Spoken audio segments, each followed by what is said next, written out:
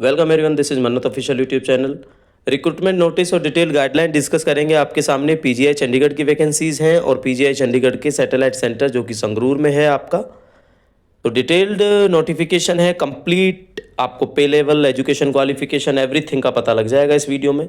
तो आपको पता लगेगा कि 51 पोस्टें इसके अंदर पीजीआई चंडीगढ़ के लिए हैं और 63 पोस्टें इसके लिए पीजीआई सैटेलाइट सेंटर संगरूर के लिए हैं। तो टोटल अगर आप देखोगे तो 104 पोस्टों के लिए ऑनलाइन एप्लीकेशन इनवाइटेड है, जो आपका ग्रुप बी और ग्रुप सी की पोस्टें हैं।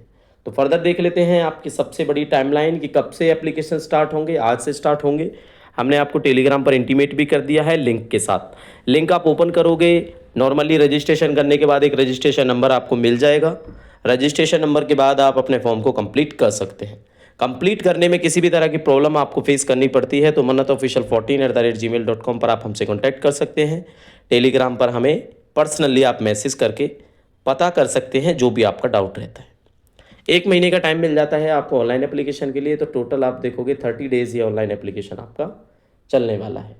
तो क्वालिफिकेशन से पहले सबसे पहले बात करेंगे फीस की। तो बच्चों यहाँ पर फिजिकली डिसेबल्ड कैंडिडेट को फीस से एग्जेम्प्टेड रखा गया है, उनकी कोई फीस नहीं लगेगी। 800 रुपये एससी और एसटी कैटेगरी वाले बच्चों के लिए है। बाकी 1500 रुपये अगर आप जनरल हो, ओबीसी हो या ईडब्ल्यूएस हो, तीनों कैटेगरीज के लिए 1500 रुपये की फीस है, जिसके साथ में ट्रांजैक्शन चार्जेस जो भी होंगे वो आपको पे करने पड़ेंगे। पेमेंट क्या है, आप ऑनलाइन कर सकते हो, debit card, credit card, net banking से कर सकते हो। तो ये बेसिक पॉइंट्स हैं, बेसिक बातें हैं जो आपको समझनी है। रजिस्ट्रेशन फॉर्म आप ओपन करोगे, कोई भी डिटेल्स गलत नहीं भरनी है आपने। बेसिकली इसके बारे में ये जिक्र किया गया है। अब बात करेंगे हम डिटेल ऑफ वैकेंसीज की, पे स्केल्स की और एलिजिबिलिटी क्राइटेरिया।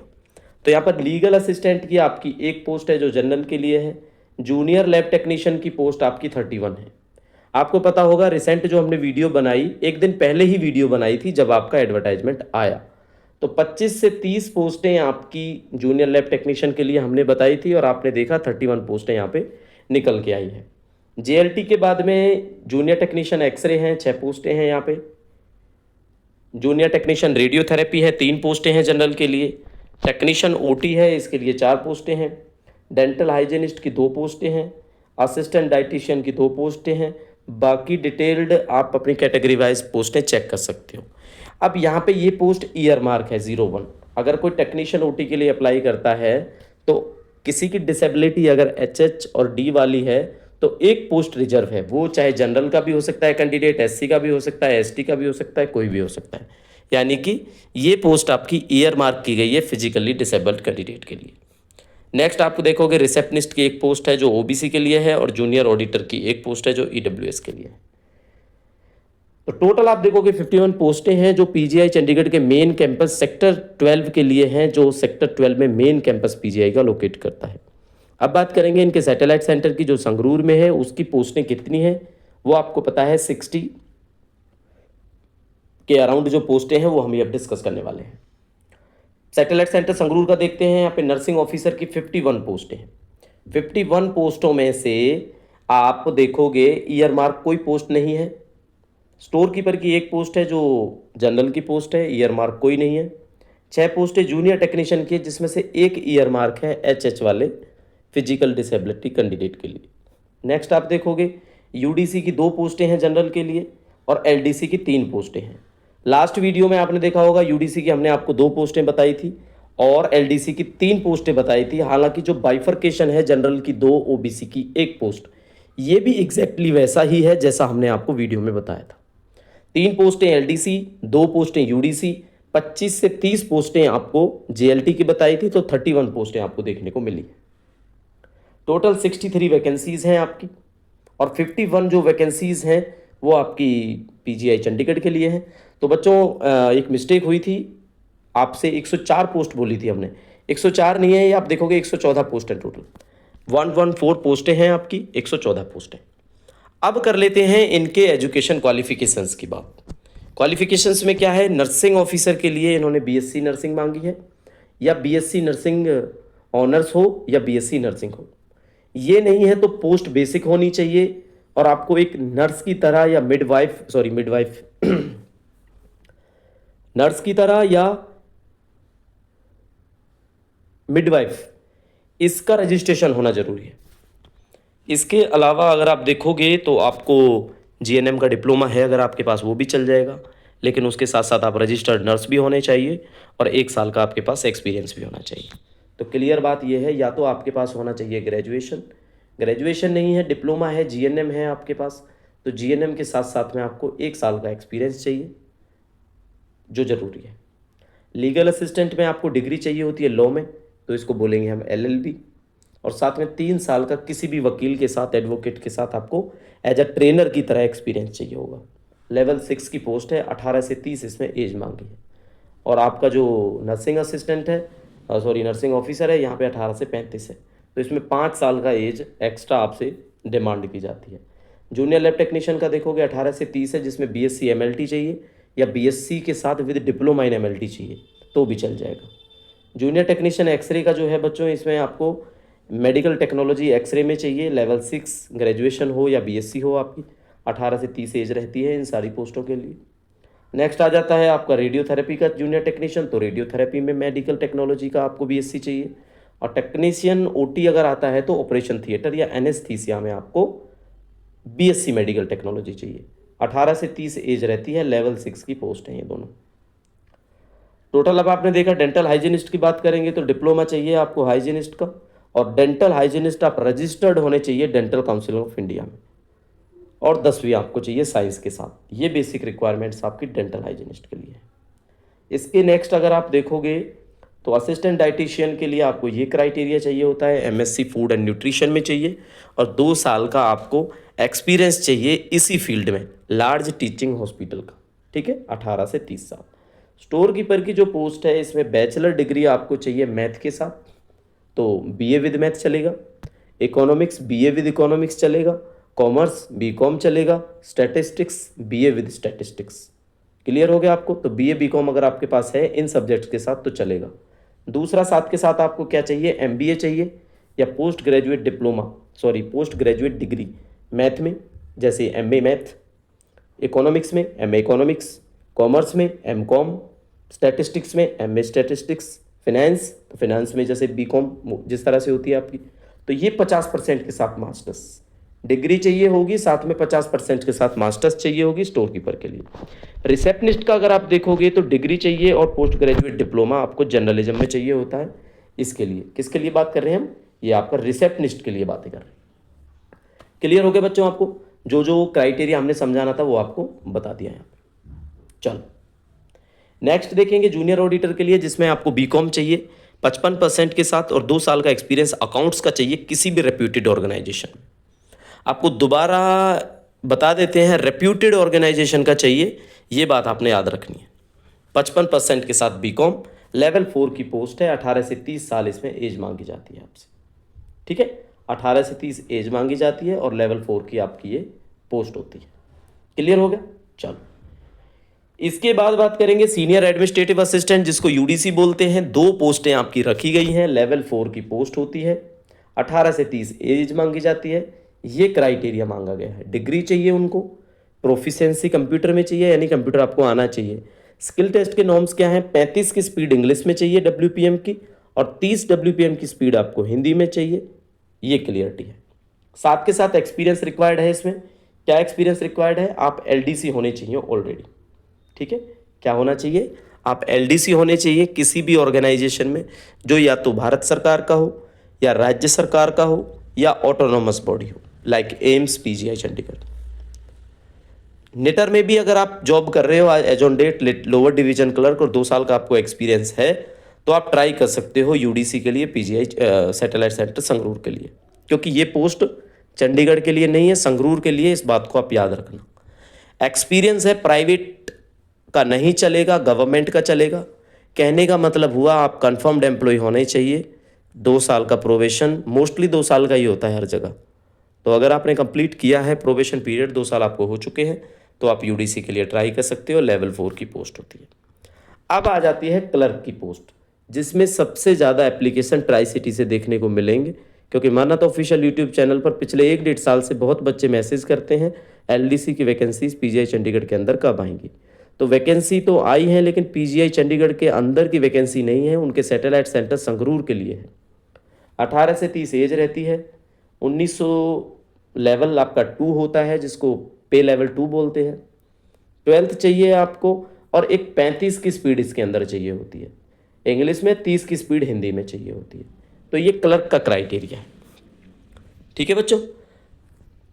फिजिकली डिसेबिलिटी का आपको पता है, यहाँ पे अब बेंचमार्क अलग अलग मेंशन किए गए हैं कि कौन कौन से कैंडिडेट अगर डिसेबिलिटी के हैं तो अपना बेंचमार्क चेक कर लें क्या वो एलिजिबल हैं या नहीं। ओटी टेक्नीशियन का, इनका सबका, जितनी पोस्टें हमने आपको अभी बताई। ठीक है जी। चल, क्रूशियल डेट बहुत इंपॉर्टेंट चीज़ है, इसको बारे में पढ़ेंगे। इसका मतलब होता है कि आपके पास मान के चलो बीकॉम चाहिए ऑडिटर के लिए, और अभी बीकॉम आपकी कंप्लीट नहीं हुई है, तो कब तक कंप्लीट हो जानी चाहिए? लास्ट डेट तक, यानी कि 4 अगस्त तक आपके पास आपकी एजुकेशन क्वालिफिकेशन होनी चाहिए, नहीं तो आप एलिजिबल नहीं हैं। अगर आपको लगता है कि आप 5 को एलिजिबल होते हो, 4 लास्ट डेट है, तो आपको रिजेक्ट कर दिया जाएगा फॉर्म, आप भले ही ट्राई मत करना। ठीक है। चलो नेक्स्ट देखते हैं एज रिलैक्सेशन। तो ये सिंपली लिखा हुआ है कि एज रिलैक्सेशन वैसे ही मिलेगा जैसा सेंट्रल गवर्नमेंट्स में मिलता है। अगर कोई कैंडिडेट रिजर्व कैटेगरी का एज रिलैक्सेशन लेकर कोशिश करता है अनरिजर्व के लिए, तो उसके लिए no age relaxation would be available. ठीक है। To reserve category candidates applying for unreserve vacancy, तब आप एज रिलैक्सेशन नहीं ले सकते। एज रिलैक्सेशन आप अपनी कैटेगरी में ले सकते हो बस। ठीक है। बाकी ये आपको पता ही है, 5 साल SC/ST को मिलते हैं, 3 साल OBC को मिलते हैं, 10 साल फिजिकल डिसेबिलिटी को मिलते हैं। ठीक है जी। सेंट्रल गवर्नमेंट के अगर आप एम्प्लॉय हो तो आपको 5 साल की एज रिलैक्सेशन मिल जाती है। ठीक है। OBC हो तो 8 की मिल जाती है, SC हो तो और 10 की मिल जाती है। और PGI के अगर आप एम्प्लॉय हो ना, परमानेंट एम्प्लॉय अगर आप PGI के हो, तो maximum age of applicant under this category should be at least 2 year less than the date of superannuation और रिटायरमेंट। तो सीधी सी बात है, 10 साल आपको एज रिलैक्सेशन मिल जाता है यहाँ पर। ठीक है। अगर आप परमानेंट एम्प्लॉय हो PGI चंडीगढ़ के। क्लियर। चलो, ये सारा एज क्राइटेरिया है, आप पढ़ लेना। आपके काम की जो चीज़ें थी वो हमने आपको समझा दी। ये कंडीशन है एज रिलैक्सेशन लेने के लिए, आपके पास सर्टिफिकेट्स होना चाहिए। ठीक है। चलो,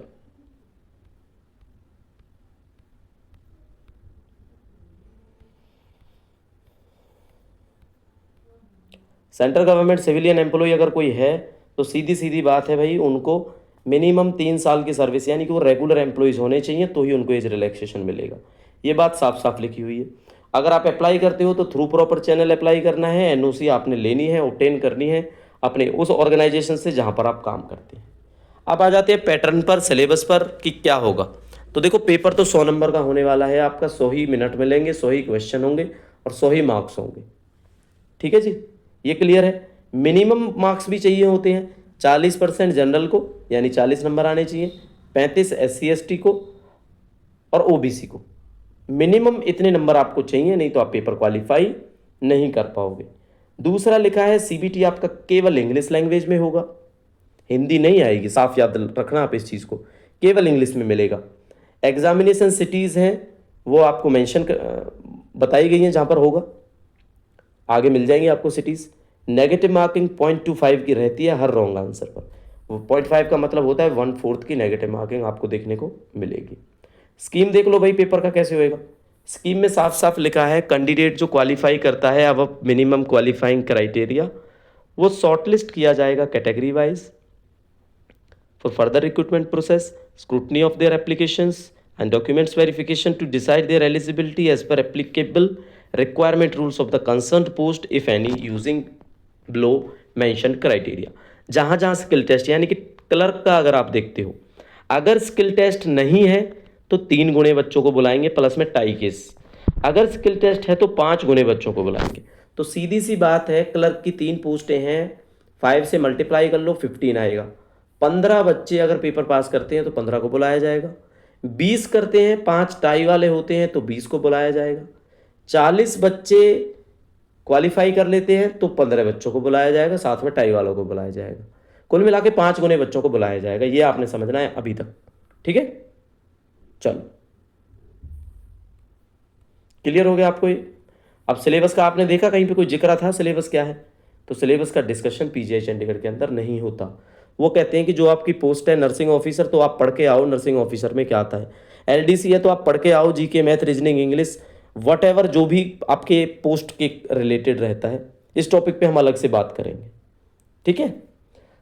चलो, एग्जामिनेशन सेंटर का बताया हुआ है इन्होंने, देख लेते हैं। चंडीगढ़ मोहाली रहेगा, दिल्ली एनसीआर रहेगा, हैदराबाद रहेगा और कलकत्ता रहेगा। 4 सेंटर्स रहेंगे केवल, इसके अलावा आपको ऑप्शन नहीं मिलेगा। अगर आप केरला से ट्राई करते हैं तो मिनिमम आपको हैदराबाद आना पड़ेगा पेपर के लिए, ठीक है। चलो, तो ये देख लेना, आप एक कोशिश करना इस चीज़ की। सिलेबस की लाइन देखो क्या लिखा हुआ है। In accordance with the prescribed education qualification के हिसाब से पूछा जाएगा, इसके अलावा कुछ नहीं पूछा जाएगा।